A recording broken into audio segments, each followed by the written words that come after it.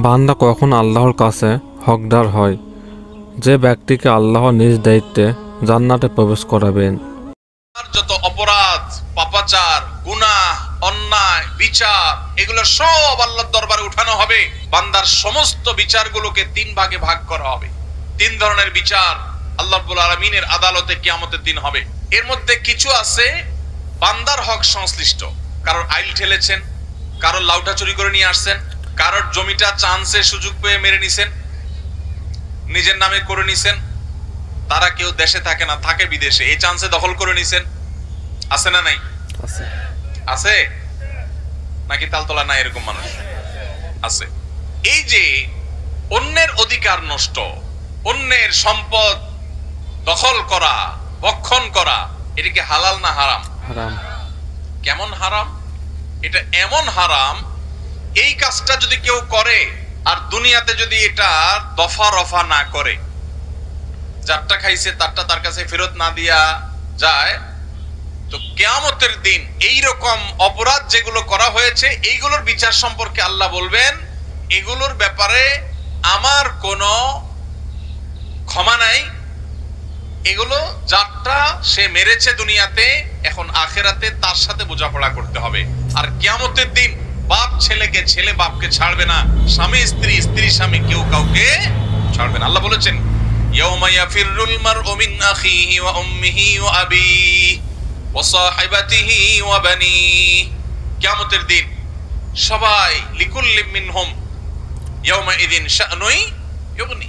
প্রত্যেকটা মানুষ সেদিন যার যার জান বাঁচানোর জন্য পাগল পড়া থাকবে। কেউ কাউকে, বাপ সন্তানকে, সন্তান বাপকে পরিচয় দিতে চাইবে না।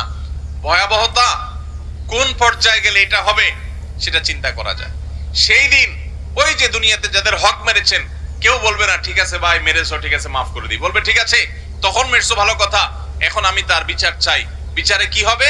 আপনার আমল নামা সওয়াব দিয়ে দিবে। ওয়াজ মাহফিলে গেছেন, সওয়াব কামাই করছেন, আরেকজনের আইল ঠেলছেন জমির, আরেকজনের ফসল মেরে দিয়েছেন, আরেকজনের পশুটাকে চান্সে আপনি চুরি করে জবাই করে খেয়ে ফেলেছেন, আপনি কোনোভাবে আরেকজনের হক নষ্ট করেছেন, তাহলে সেক্ষেত্রে আরেকজনের গাছেরটা পেড়ে খেয়ে ফেলছেন, কেউ টের পায় নাই। এই সবগুলোর জন্য আপনার ওয়াজ মাহফিল, আপনার নফল নামাজ, আপনার কোরআন তেলাওয়াত, এমনকি আপনার হজ উমরা, আপনার দান সাদাকা, এই সওয়াবটুকু ওই পাওনাদার যারটা দুনিয়াতে মারছেন আল্লাহ তাকে দিবেন।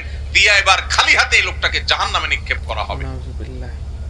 ভাইরা আমার, এই জন্য আর যা করেন মানুষের হক মারবেন না। নামাজ বেশি পড়তে পারেন না, শুধু 5 ওয়াক্ত ফরজ পড়েন, সুন্নতে মুআক্কাদা ওয়াজিব পড়েন, আলহামদুলিল্লাহ যথেষ্ট। আখিরাতে মুক্তির জন্য নফল নামাজ না পড়লেও মুক্তি হতে পারে। কিন্তু যদি নামাজে পড়েন, আইলো ঠেলেন, নামাজে পড়েন, আরেকজনের জমির জিনিসপত্র দখল করেন, আরেকজনের গাছের নারিকেলটা, সুপারিটা, ডাবটা, আমটা, জামটা চান্সে নিয়ে নিছেন, কেউ টের পায়নি, নিয়ে আইসা খায়া এরপর ওযু করে সুন্দর করে নামাজে চলে আসছেন। আল্লাহু আকবার। ওয়াজ মাহফিলে এসে বসে আছেন সেই দুপুর থেকে, কোন লাভ হবে? কোন লাভ হবে? হবে না। মুসনাদে আহমদের হাদিস থেকে আমরা জানতে পারলাম নবী সাল্লাল্লাহু আলাইহি সাল্লাম বলেছেন কিয়ামতের দিন বান্দার হক নষ্ট করে যারা আসবে এদের কোনো ক্ষমা নাই, কোনো ক্ষমা হবে না। তাহলে 3 ধরনের বিচার হবে। একটা হলো বান্দার হক, এটার কোনো ক্ষমা নেই। আর আরেকটা হলো আল্লাহর হক। আল্লাহর হক কোনটা? নামাজ। নামাজটা পড়ছেন, একটু ভেজাল ছিল, রোজাটা রাখছেন, ভালো করে রাখতে পারেন নাই, কোরআন তেলাওয়াত করছেন, একটু ভুলভাল হয়ে গেছে, এগুলো আল্লাহ চাইলে মাফ করতে পারেন, আর না চাইলে শাস্তি হতে পারে। এটা আল্লাহ তাআলা নিজের হাতে রাখছেন। আর 3 নম্বর মামলা হলো তাওহীদে যদি ভেজাল থাকে সেই মামলা।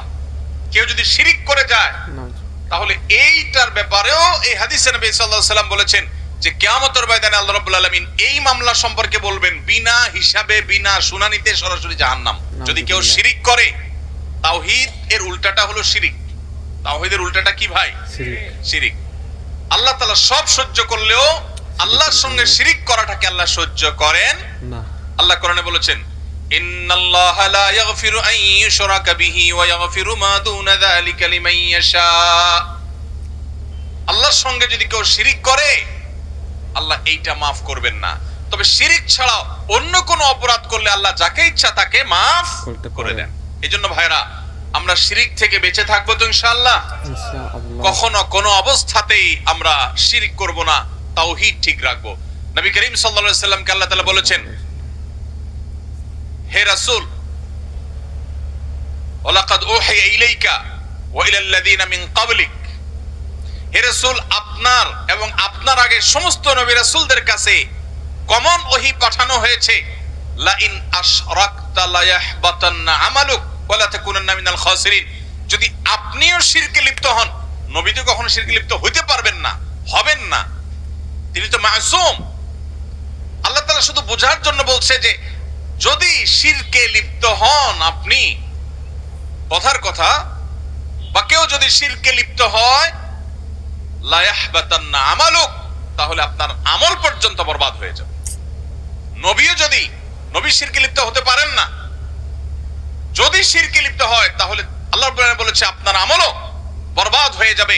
যত নামাজ পড়েন, রোজা রাখেন, হজ করেন, উমরা করেন, দান করেন, সাদাকা করেন, ওয়াজ মাহফিল করেন, ওয়াজ মাহফিল শুনেন, কোরআন তেলাওয়াত করেন, সব বরবাদ হয়ে যাবে যদি আপনি শিরকে লিপ্ত হন, এবং আপনি ক্ষতিগ্রস্ত হয়ে যাবেন, আপনার কোনো লাভ হবে না, আখিরাত পুরো বরবাদ হয়ে যাবে যদি শিরিক হয়। এজন্য তাওহীদ ঠিক রাখতে হবে, শিরিক থেকে বেঁচে থাকতে হবে। নবী করিম সাল্লাল্লাহু আলাইহি সাল্লাম বলেছেন, কোন মানুষ যদি আল্লাহর ইবাদতের মধ্যে কোনো পার্টনার সাব্যস্ত না করে, এখানে যদি কেউ কোনো প্রকার শিরিক না করে, কোনো প্রকার আল্লাহর তাওহীদের বিরোধী কাজ না করে, তখন আল্লাহর উপরে আবশ্যক হয়ে যায় এই লোকটাকে জাহান্নামের শাস্তি না দিয়ে জান্নাত দেওয়া। আল্লাহর হক হলো শিরিক ছাড়া আল্লাহর ইবাদত হবে, শিরিক ছাড়া আল্লাহর ইবাদত হবে। এটা কার হক? আল্লাহর হক। আপনি এই কাজটা করছেন তো আল্লাহর মেইন হক আদায় করে ফেলেছেন। আর আল্লাহর এই হক যদি কেউ আদায় করে, তখন বান্দার হক হয়ে যায় আল্লাহর কাছে তাকে জান্নাত দেওয়া। এজন্য আমরা শিরক থেকে বেঁচে থাকবো তো ইনশাআল্লাহ। এই ভিডিও বেশি বেশি করে শেয়ার করবেন। যাহা শুনলাম তার উপর আমাদের সবাইকে আমল করার তৌফিক দান করুন, আমিন।